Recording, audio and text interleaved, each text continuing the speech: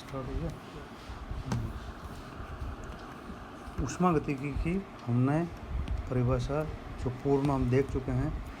ऊष्मा के प्रवाह के अध्ययन को ऊष्मागतिकी कहते हैं। ये गणितीय विज्ञान है, प्योर क्वालिटेटिव रिलेशनशिप है।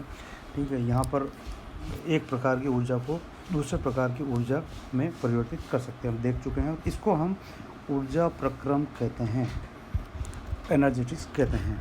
और यहाँ पर महत्वपूर्ण बात यह है कि इन रूपांतरणों के नियमों का अध्ययन जब करते हैं तो यहाँ पर ये किसी सिद्धांतों पर आधारित नहीं है, जबकि हमारे अनुभव के ऊपर ये ऊष्मागतिकी के नियम आधारित हैं। और इसको हम इसीलिए यथार्थ विज्ञान यानी एक्जैक्ट साइंस कहते हैं। और यहाँ पर हम केमिस्ट्री के अंदर जो है रासायनिक ऊष्मागतिकी का अध्ययन कर रहे हैं, जिसके अंदर जो है सामान्यतः रासायनिक पदार्थों का भौतिक रूपांतरणों और अभिक्रियाओं के परिणामस्वरूप ऊर्जा परिवर्तन का हम अध्ययन करते हैं। यहाँ एक महत्वपूर्ण जो रिलेशनशिप है वो जूल ने दिया, है ना। और यहाँ पर हम क्या जानते हैं, क्या पढ़ चुके हैं कि कार्य करने की क्षमता को ऊर्जा कहते हैं। और जूल के अनुसार यद्यपि ऊष्मा ऊर्जा को पूर्णतः कार्य में परिवर्तित नहीं किया जा सकता, लेकिन कार्य को ऊष्मा ऊर्जा के समतुल्य में परिणत किया जा सकता है। इसको हम यहाँ से देखते हैं कि हम क्या कहना चाह रहे हैं कि इसको अगर हम इस तरह से दिखाएं, W कार्य को हम ऊष्मा में परिवर्तित कर रहे हैं, तो ये 100% हम जो है कर सकते हैं, कार्य को ऊष्मा परिवर्तित कर सकते हैं। लेकिन यदि हम इसका यानी प्रोसेस ठीक है, लेकिन यदि हम ऊष्मा को पूर्णतः 100% कार्य में परिवर्तित करना चाहें तो यह संभव नहीं है। कुछ ऊष्मा का भाग ऊर्जा के रूप में या ऊष्मा के रूप में परिपार्श्विक में यानी ऊष्मागतिकी के द्वितीय नियम के अनुसार या कार्नोट चक्र के अनुसार सिंक में जाएगा। तो ये इसका मतलब ये है कि कार्य को पूर्ण रूप से ऊष्मा में परिवर्तित कर सकते हैं, लेकिन ऊष्मा को पूर्णतः कार्य में परिवर्तित नहीं किया जा सकता। ठीक है। और यहाँ पर जूल ने जो है ये नियम बताया कि जो आपके नियम बताया, क्या बताया कि जो किया गया कार्य है वह ऊष्मा के समानुपाती होता है। और या यहाँ पर जो है समानुपाती के चिन्ह को हमने जो है चेंज किया, तो एक जे कांस्टेंट कहलाता है, जिसको हम जूल के नाम से है, जेम्स जूल वैज्ञानिक के नाम से है। और यह है जूल का ऊष्मा का यांत्रिक तुल्यांक कहलाता है, मैकेनिकल इक्विवेलेंट ऑफ हीट कहलाता है। यहाँ पर यदि यहाँ पर जो है इसको हम एक सिंप्लीफाई फॉर्म में लेते हैं, तो यदि यहाँ पर H ऊष्मा की मात्रा 1 कैलोरी हो तो किया गया कार्य W जो है यह 1 जूल के बराबर होता है। और यहाँ पर इसको हम ऊष्मा का यांत्रिक तुल्यांक कहते हैं। 1 कैलोरी ऊष्मा उत्पन्न करने के लिए किए गए कार्य का परिमाण है। इसका मतलब क्या हुआ कि यदि हमको जो है 1 कैलोरी ऊष्मा उत्पन्न करनी है तो उसके लिए हमको 1 जूल कार्य करना होगा। यहाँ पर 1 कैलोरी की जो मात्रा है वह 4.185 जूल होती है। और 1 जूल बराबर 1 जूल की मात्रा जो है ये बराबर होती है 10⁻7 अर्घ के। 1 जूल बराबर 10⁻7 अर्घ के होता है। जैसा पूर्व में हम जानते हैं कि ऊष्मागतिकी के अंदर मूलभूत 4 नियम हैं जो हम देख चुके हैं, थोड़ी बहुत जानकारी हम उनको ले चुके हैं। शून्य नियम हमने बताया कि हमने क्या बताया कि यदि दो वस्तुएं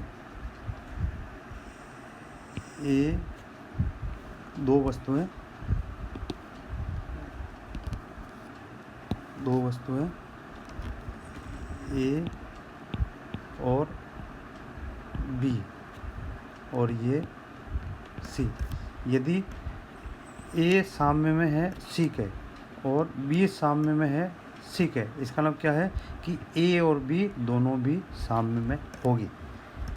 यहाँ ये बताया, यदि दो वस्तुएं ए तथा बी किसी तीसरी वस्तु सी के साथ पृथक पृथक उसमें साम्य में हो तो ए बी एक साथ संपर्क में रखने पर वे परस्पर उसमें साम्य में होगी।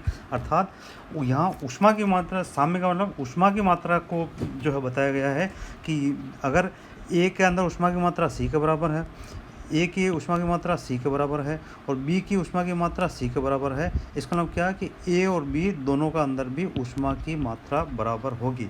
और ऊष्मा की मात्रा बराबर होगी इसका मतलब ये हुआ कि यहाँ पर जो है दोनों के अंदर ए और बी का अंदर जो है, ए और बी का अंदर जो है जो टेम्परेचर है वह बराबर होगा। यह ऊष्मागतिकी का शून्य नियम कहलाता है। इसके बाद प्रथम नियम, ब्रह्मांड की कुल ऊर्जा स्थिर है। जैसा आपको बताया कि ब्रह्मांड की कुल ऊर्जा जो हम वर्तमान स्वरूप देख रहे हैं वह बिग बैंग के बाद का है, वो कांस्टेंट है, स्थिर है, एक रूप से दूसरे रूप में परिवर्तित होती है।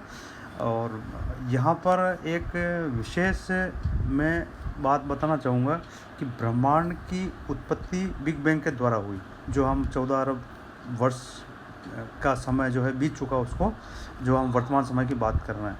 लेकिन यहाँ पर ब्रह्मांड की उत्पत्ति हम देख रहे हैं, लेकिन ब्रह्मांड का विनाश, अगर उत्पत्ति है तो विनाश भी तय है। और विनाश का माध्यम क्या जो हम देख रहे हैं कि यहाँ पर जो ब्लैक होल है, यहाँ पर जो ब्लैक होल है, तो जो ब्लैक होल है वह समस्त प्रकार की ऊर्जाओं को अपना अंदर समाहित कर लेते हैं। समस्त प्रकार की ऊर्जाओं का मतलब जो है, चाहे मास हो गया, चाहे जो ऊर्जा है वह मास के बराबर हो, यानी या फिर जो है वह रेडिएशन के रूप में हो, या फिर वह ऊष्मा के रूप में हो, समस्त प्रकार की ऊर्जाओं को यह जो आपके ब्लैक होल है ये खा जाता है। इसका नाम क्या है कि जो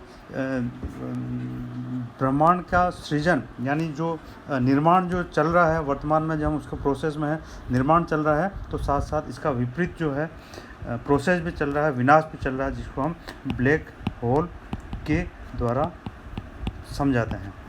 द्वितीय नियम हमने बताया कि ब्रह्मांड की एंट्रोपी बढ़ रही है, और इसको हमने जो है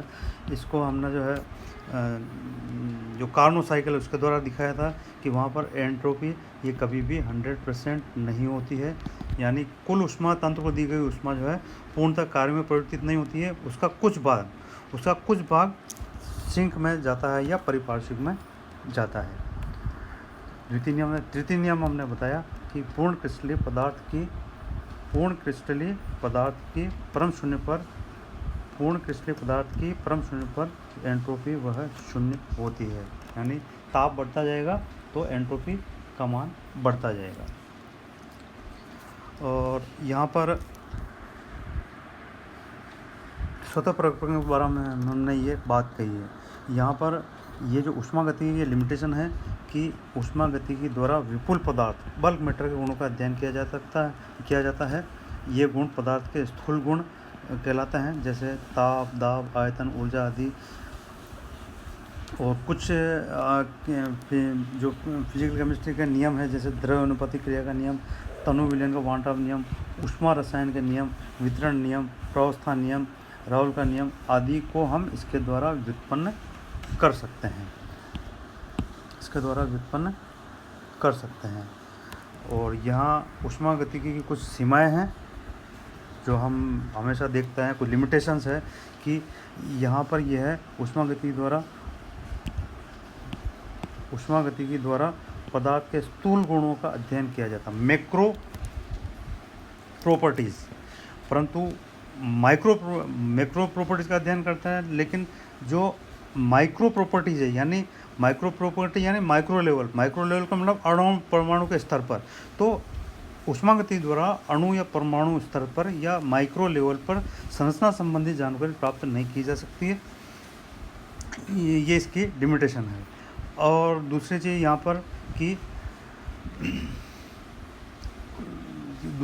पर कि अभिक्रिया की दर या अभिक्रिया पूर्ण होने में लगने वाला समय इसके द्वारा ज्ञात नहीं कर सकते हैं। इसी प्रकार से जो यहाँ मैकेनिज्म है, जो क्रियाविधि है, उसका भी यहाँ से पता नहीं लग सकता है, ऊष्मागतिकी के द्वारा पता नहीं लग सकता है। बंद, इसको बंद करना है।